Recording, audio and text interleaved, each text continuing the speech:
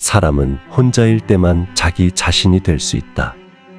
그리고 만일 그가 고독을 사랑하지 않는다면 그는 자유도 사랑하지 않는 것이다. 왜냐하면 인간에게 정말 자유로운 시간이란 혼자 있을 때밖에 없기 때문이다. 쇼펜하우어. 우리는 인생을 여행하면서 우리의 경험, 관계, 내면 세계의 변화하는 풍경에 따라 행복의 윤곽이 바뀌는 경우가 많습니다. 나이가 들어가면서 많은 사람들이 겪는 심오한 변화 중 하나는 고독에 대한 인식이 커진다는 것입니다. 고독은 사회적 참여의 떠들썩함 속에서가 아니라 혼자 있는 고요함 속에서 조용히 행복이 펼쳐지는 공간입니다. 행복연구 저널에 발표된 논문에서는 내향성과 정서적 안정감과 같은 성격 특성이 혼자 행복하게 사는 능력에 어떻게 영향을 미칠 수 있는지를 보여줍니다. 연구 결과에 따르면 고독을 편안하게 느끼고 강한 독립심을 가진 사람은 나이가 들수록 더 높은 수준의 행복을 경험하는 경향이 있는 것으로 나타났습니다.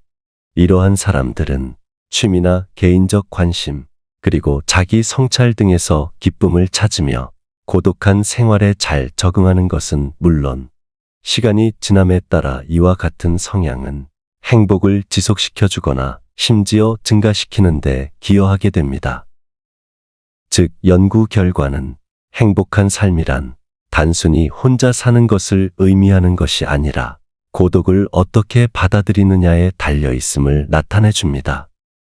의미 있는 사회적 관계, 마음챙김, 탄력성을 통해 기쁨, 만족, 성취감을 찾을 수 있는 사람은 나이가 들수록 더 큰 행복을 경험할 가능성이 높습니다.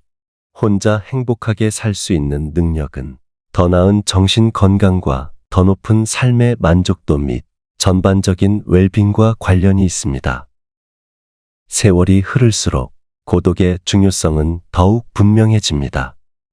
많은 사람들이 초기 몇 년 동안은 경력을 쌓고 가족을 부양하고 사회적 네트워크를 유지해야 하므로 고독할 여지가 거의 없습니다. 그러나 이러한 요구가 약해지기 시작하면 자신과 다시 연결될 기회가 생기고 자신과의 연결은 깊은 성취감을 느끼게 합니다. 고독은 성찰의 공간을 제공하여 경험을 처리하고 자기에 대한 더 깊은 이해를 키울 수 있도록 해줍니다.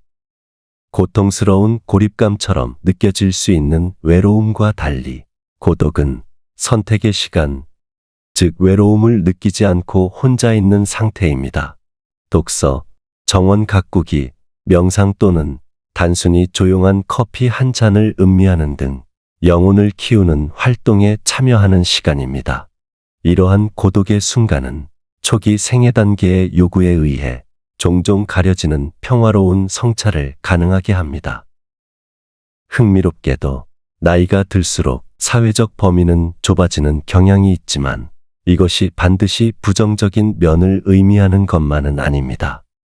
실제로 이는 더 의미 있는 관계로 이어질 수 있고 자신과의 더 강한 연결로 이어질 수 있습니다. 지속적인 사회적 상호작용에 대한 필요성이 줄어들고 평화와 단순함에 대한 열망이 커지게 됩니다. 고독을 받아들이는 것은 재충전에 대한 욕구와 내면의 목소리에 귀를 기울이게 됨으로써 진정한 욕망과 가치에 부합하는 방법이 됩니다. 더욱이 고독을 즐기는 능력은 더 나은 정신건강 및 창의성 증가와 관련이 있습니다.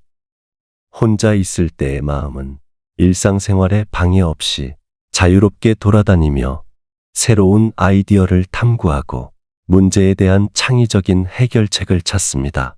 우리는 종종 이러한 조용한 순간에 우리 삶과 주변 세계에 대한 명확성과 더 깊은 이해를 얻습니다. 많은 사람들에게 고독을 즐기는 법을 배우는 것은 인내와 연습이 필요한 여정입니다. 여기에는 혼자 있는 시간을 피해야 할 것으로 보는 것에서 그것을 가치 있고 풍요로운 경험으로 인식하는 것으로 전환하는 것이 포함됩니다. 나이가 들수록 이러한 변화는 더 큰 성취감과 행복으로 이어질 수 있습니다. 고독은 단지 세상으로부터의 휴식이 아니라 우리 삶에서 가장 중요한 사람, 즉, 우리 자신과 다시 연결되는 소중한 시간이 됩니다. 1800년대 중반에 월든 연못 옆 숲으로 들어간 헨리 데이비드 소로를 생각해 보십시오. 소로는 사회를 떠나는 것이 아니라 고독을 향해 달려가고 있었습니다.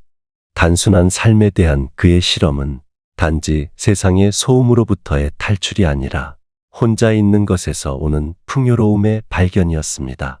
소로는 나는 고독만큼 친구가 되는 친구를 본 적이 없다는 명언을 남겼습니다. 혼자만의 시간을 통해 그는 고독이란 외로움의 상태가 아니라 자신의 생각을 듣고 자연과 연결되며 자신의 필요와 욕구를 이해하는 공간이라는 것을 배웠습니다. 달라이 라마 같은 영적 지도자들도 이러한 정서를 반영합니다. 추종자들과 해야 할 책무들에 늘 둘러싸여 있음에도 불구하고 그는 진정한 평화가 내면에서 나온다는 것을 이해하면서 매일 고독을 실천합니다. 그는 종종 영적인 수행뿐만 아니라 내면의 행복을 키우는 수단으로서 조용한 성찰과 명상의 가치에 대해 이야기합니다.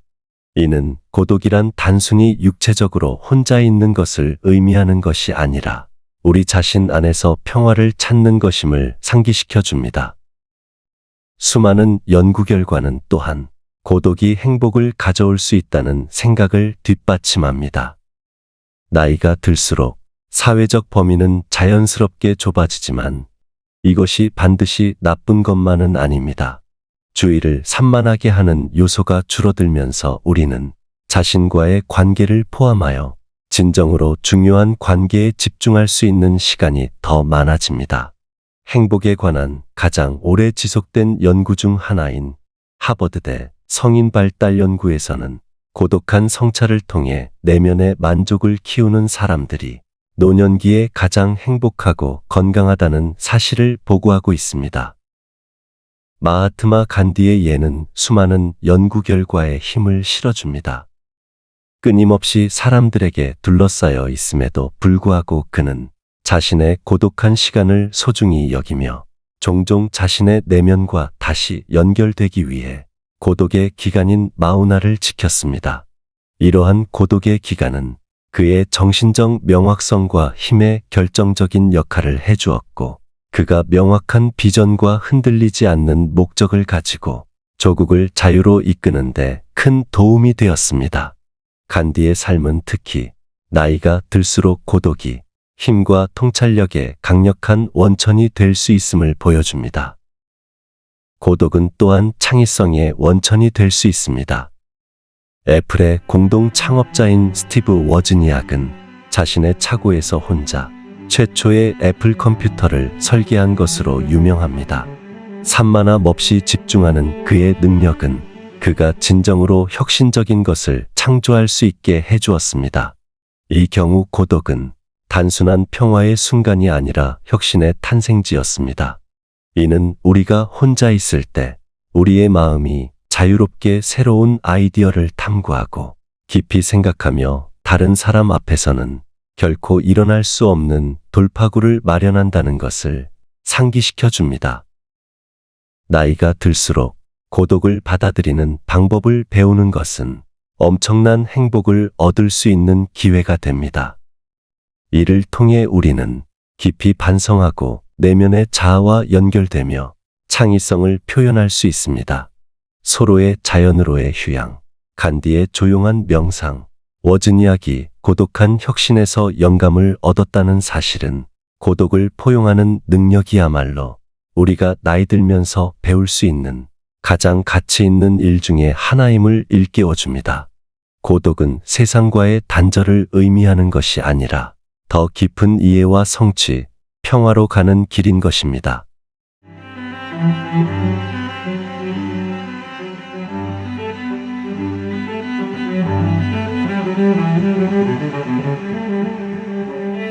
Thank you.